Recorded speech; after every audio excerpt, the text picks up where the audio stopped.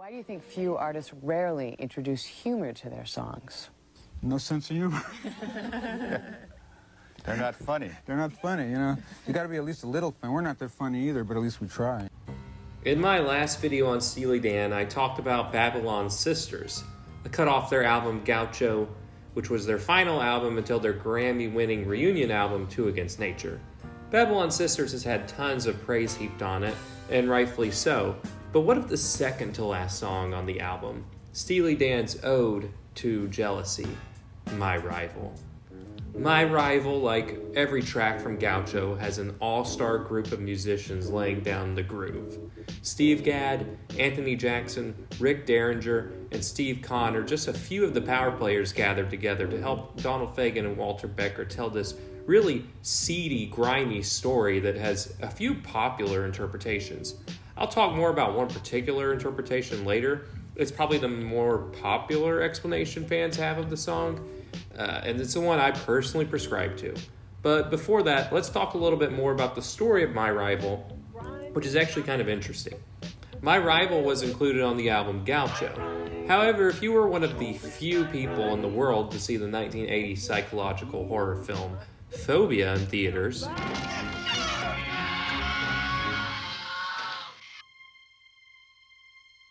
directed by legendary Hollywood filmmaker John Huston, then you would have actually heard My Rival a mere 2 months before Gaucho was released.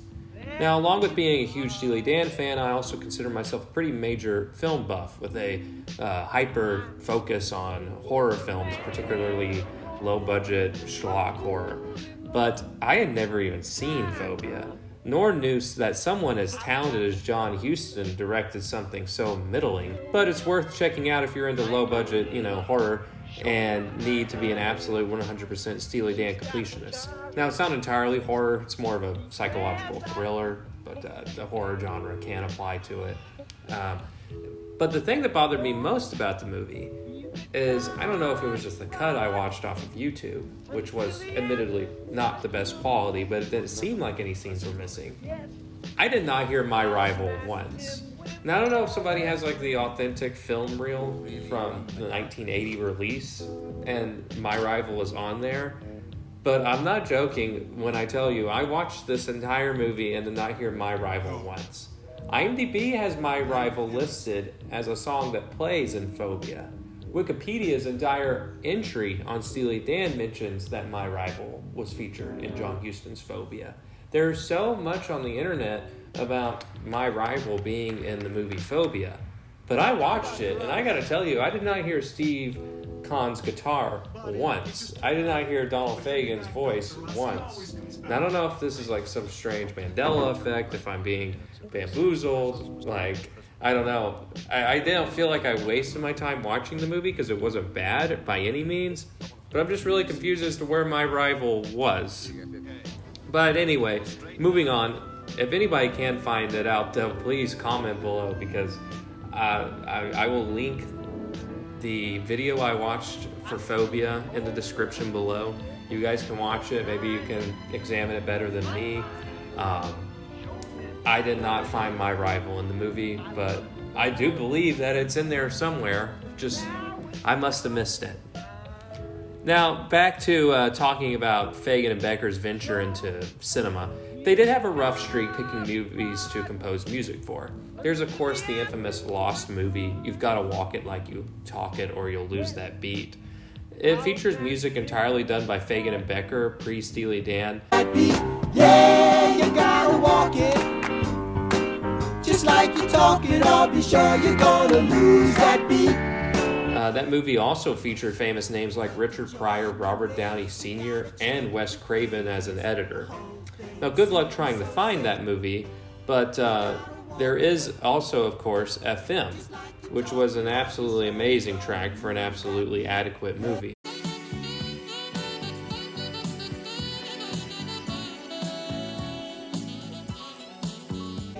And now we have My Rival off of the Gaucho sessions making its way into an obscure Canadian horror film.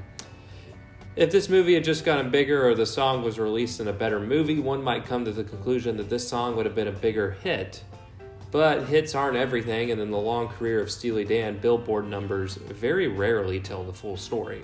My Rival is a much better song than the movie it was featured in, and is a standout in an album full of spectacular songs, and in my opinion, features the art of misdirection almost better than any Steely Dan song in their category, or at least has the art of misdirection in Gaucho more than any of the other songs on the album. In My Rival, Fagen and Becker paint an atmosphere of noir and mystery through both the instrumental and the lyrics, and it's easy to see why a song like this made its way into a psychological horror movie. Of course, I don't need to tell you that the two literary students obsessed with science fiction were wordsmiths, but if you didn't know it, this song would do all the explaining for you. In the song, Fagen and Becker sprinkle subtle little clues to lead you towards what this song is really about. Before I get into the discussion of the song's meaning, let me say, I won't claim to be an expert on either Steely Dan or music. I'm just a really big fan. I have no musical background. I don't have like a degree in music history or education or anything like that. I just enjoy listening to music that my ears deem good. This is just my opinion on a popular theory. My Rival at first glance may sound like a man spying or paying someone to investigate his wife, believing that she is cheating on him with another man, aka his rival. I think this is what Becker and Fagen want you to believe at first. However, being as literate as they are, I believe you have to read between the lines to really understand the song's meaning. And boy, is it dark. With the lyrics, "The milk truck eased into my space, somebody screamed somewhere." It's not too much of a stretch to say that this man could be a new father, resenting his newborn child for stealing his wife's attention and affection. With this interpretation, it makes him referring to his own child as a milk truck and talking about how it's stomping time, both dark and amusing, which is a compound effect that really only Steely Dan could achieve. Of course, we need more lyrics in the story to back this up. The detective on the case, filming the whole charade, could either be a doctor showing the dad an ultrasound, or an old proud granddad filming his new grandson's every movement for a home movie. Home movies were really blowing up at the time. The hearing aid he wears could be a doctor also using a stethoscope to hear the baby's heartbeat. That one is, kind of iffy, but that's, again, part of the interpretation. The first half of the song is the narrator trying to come to terms with this new life-changing situation and finding himself not excited to have a son, but angry, and in the second half he lashes out, talking about stomping out the child, making him answer for his crimes. He no longer loves this child. He's going to match him whim for whim now.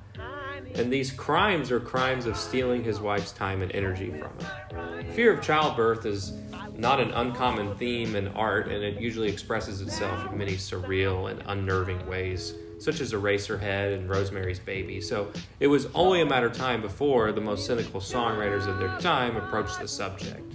However, neither of those movies featured Steve Kahn tearing it down on a soulful and scorching guitar solo, so I'll take My Rival. We have a little story in there, that's, maybe a little, as my father would say, risque. But it's supposed to be, it's all in fun, and, I hope it's received out. The genius of Becker and Fagen can be found in all of the songs they wrote together, but it's their subtle art of making you believe the song could be about one thing or just distracting you from the song's lyrical content altogether that makes them my favorite artists. The music matches the tone of the lyrics very well, but only when you really start to think about what the deeper meaning can be. At first listen, the song can elicit many different images in your head, especially with that really haunting organ playing that made a rare appearance in a Dan song, and Derringer's guitar screaming My Rival. But deep in the song, there is this dark meaning which fits perfectly with the other songs in the album, all of which deal with either broken or degenerate characters, sometimes both. My Rival does describe a conflict between two men fighting for a woman's affection, but not just any two men, but a father and his innocent newborn son. This is Steely Dan, and it's not even at their darkest. And eventually, we're going to cover those songs too.